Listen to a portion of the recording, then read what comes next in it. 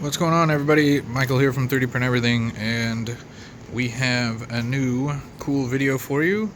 We're going to do a quick review of the KingRoon KP7. So this just came in for me. This printer, look at that nice plexiglass mirror effect. This new 3D printer just arrived this week for me. I don't know if anyone else has them or if I'm legitimately the first person in the US to have one. But let me see, I don't think I loaded that print. I'm about to print something with it. But we're going to go over and just kind of look at this 3D printer in this video. So if you're just interested in kind of getting an opinion on it, seeing if it's worth buying, that's what we're going to go over in this one. And then my next video will be unboxing an assembly. So we'll do an assembly specific video, but this one I'm just going to kind of touch on the specs and talk about what I think about it essentially. And we'll see if we can get it to warm up and print here, because I got a production print I want to do on it. There we go. We're going to do a cam holder for, I don't know, some car or whatnot. We're going to print some polycarbonate out of it. So yeah, so KingRoon KP3S build specs printed right here on front of it. KP7, the watts, 24 volt, 15 amp, 250 by 220 by 210 build plate. So this build plate is larger than the KP3S Pro, but it's not as big as the KP5L. So it's, yeah, 250 long, 220 deep, 210 tall. So not too bad. Adds, you know, an extra 2 inches on our X, adds another inch to the Y, and about a ½ inch to the Z as far as the KP3S Pro goes. The price of this is going to be, what was it? I think retail is like $260, $270. So that's a pretty good deal, especially if you're going to end up getting that on sale. That's a really good price for a cube style printer. So overall construction is like a bent steel, I believe. Here we have a small screen, a little bit smaller than, yeah, I think it's the same thing as the KP3S, just turned sideways. So not bad. We have a plexi board here, you know, a little bit of an air gap. So they weren't going for a sealed printer effect. You could probably get one. The assembly wasn't too bad. I totally was thinking that it would come assembled, but it's not. You assemble it, which is okay. All this is assembled and all this is assembled, and you end up just putting the the build plates on the rods, that to there, put these 4 pieces on, and it comes together. And like I said, we're going to do a video on that. But it is a Bowden tube, so it's not direct drive, but it comes with a filament runout sensor, which can be okay. You know, I'm not fully against Bowden tube printers, but this could also potentially be modified for a very small direct drive. I think if you're going to end up keeping your build plate size, you don't want to go too much over this. It's otherwise a rod printer, so they have rods there, but we're still using an aluminum extrusion with wheels here. It's okay too. I would prefer it if they had put a rail here. That probably would have raised the price 10 or 20 bucks. But I do kind of hope they maybe do that. Maybe they get a rail upgrade kit for this one. That would be neat. Still have sensors. All of our manual switches for X, Y, and Z. They're all right there. So X, Y, Z. Not too bad. Cable management is all right. You know, we don't have like a cable chain. This could have been a cable chain. I mean, at the end of the day, this is, again, a brand new printer. There is opportunities for them to upgrade and fix and make it better, which is, you know, not a problem. Looked like that was just out a little bit, so I plugged that back in. But, you know, otherwise, like, for it only being supported in the back by the bed there, I mean, that's pretty solid. Like, it's not going anywhere. While it's printing, that's not going to have very much vibration. I've got the springs quite tight. Yeah, the build plate looks like this. They could have added a little heated section there, so that might be something that I would do to this, was add a, what is it, a heated section? I mean, a piece of like thermal tape, or thermal, not tape, what is it called? Insulator. Just, you know, there could be an insulator there. but not bad. And actually, now that I'm looking at this, it looks like I have it much tighter here than I do here. So I might have this off. I don't know. I'll look at that and see why it's kind of like that. But otherwise, it's not too bad. I mean, everything's looking pretty decent on it. They have your, this cable going up to here, which then breaks out. So there's a breakout board on the front end of this and the back end of this. All the cabling is, I'm fairly happy with it so far. I do see some things that we could do better. They have anti-backlash nuts. What else? The extruder looks mostly basic. Looks like a V6 clone. A one-sided cooling fan. It'd be interesting to see what people do to kind of upgrade this. I did get into the bottom of it because when I went to power it on, it didn't power on. So it was the the power supply switch was still set to 220. So if you end up getting one of these and it doesn't start, take the 8 screws off, switch the switch over to 110 instead of 220, and you'll be fine. That happens occasionally. It happens to every single printer brand. Not that big a deal.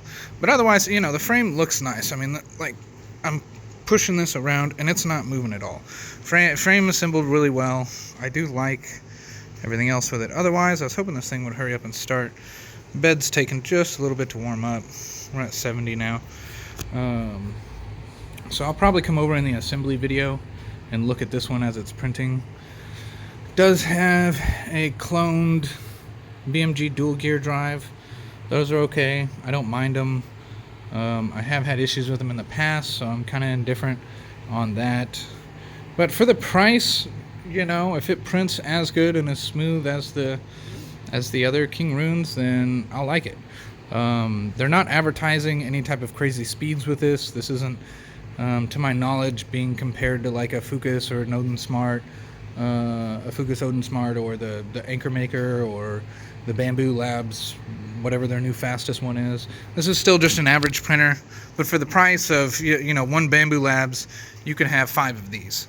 So production wise, if you want to get a lot of prints out, 5 print heads is going to work faster than 1 really fast print head.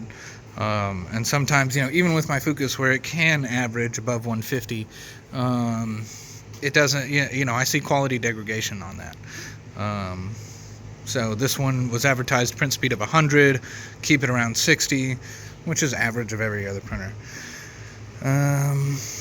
Yeah, there is no front or top to it, so it's just a semi-enclosure, which is okay. I think there's room that you could probably put 2 little holes in this and put some type of front door, or put a hinge. You can put a hinge up here and have like an open door, or maybe a dual door or something if someone wanted to work with it. At least all the ports are up front and easy to get to. The on-off switch up front, that's nice. I looked at the assembly underneath. All the wire pathing looks really good. I actually liked how they had their cable management underneath the printer on the inside. So that's nice. The filament storage, not too bad. Filament pathing, it all seems pretty decent. I mean, for a $270 printer, not bad. For it on sale, or if you're going to buy to resell this, the resale price is really good. Like, you could easily set up a farm if you were ordering 15, 20 of these things. So we'll see what happens. But I'm just kind of curious, like, I don't understand how the print bed could be skewed one way or the other, so I'll have to look at that and see why it looks like, I have it buried on the springs there and not buried on the springs there. I want to kind of investigate that. Not this moment, but hey, it did start.